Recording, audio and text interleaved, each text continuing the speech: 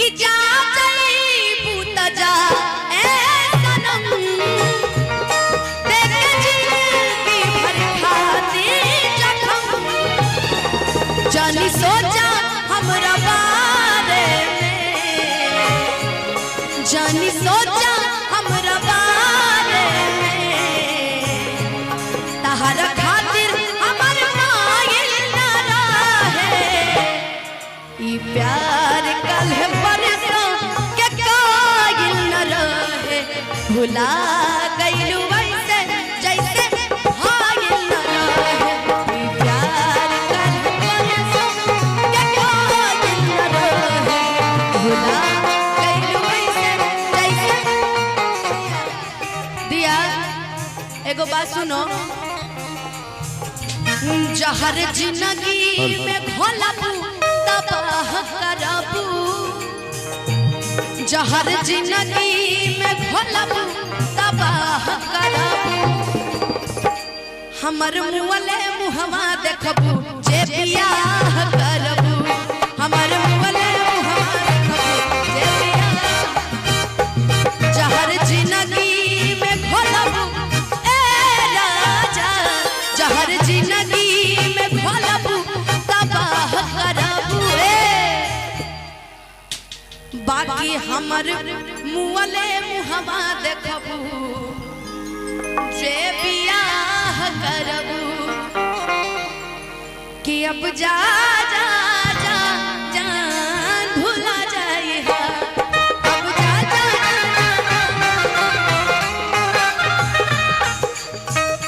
और इस दिल में क्या रखा है और इस दिल में क्या रखा है तेरा ही नाम लिखा रखा है तेरा ही नाम लिखा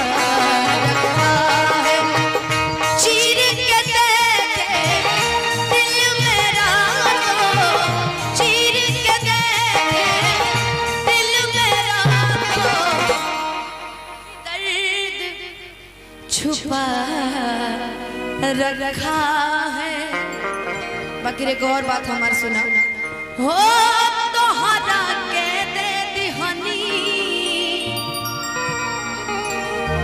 ई करे जा काढ़ी के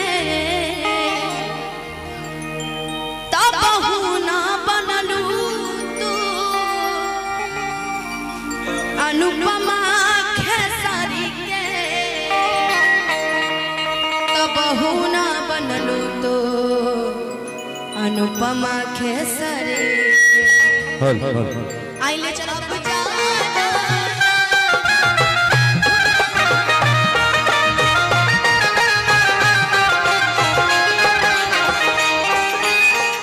जानते हो छोटे बिहारी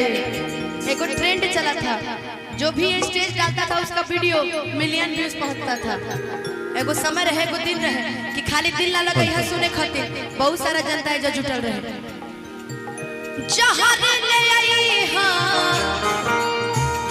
हम के पिए हाँ जहर ले आई हाँ हम के पिए हाँ अब जा जा जा जा भुला जाई हाँ अब जा जा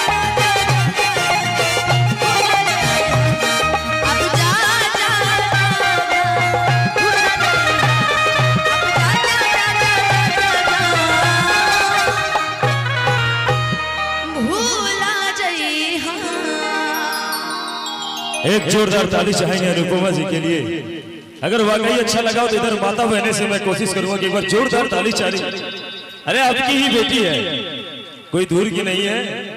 और कोटि कोटि धन्यवाद, आप फिर से हमारे पूर्णिया जिले में आए, है ना। और आपसे थोड़ा बात सुनो, जब डांस करता नहीं तो हमारा सामने डांस करबो कि पिछवाड़ा ये होय करके डांस करबो, पिछोरा मत करो, सामने से डांस करो। बाकी जब हम रहुआ सामने रहे त रहुआ हमारा के देख के डांस करो। कैसे कि आज हम ही तहार बाबू, हम ही तहार सोना, बाकी बाद में भुला जा जादू टोना।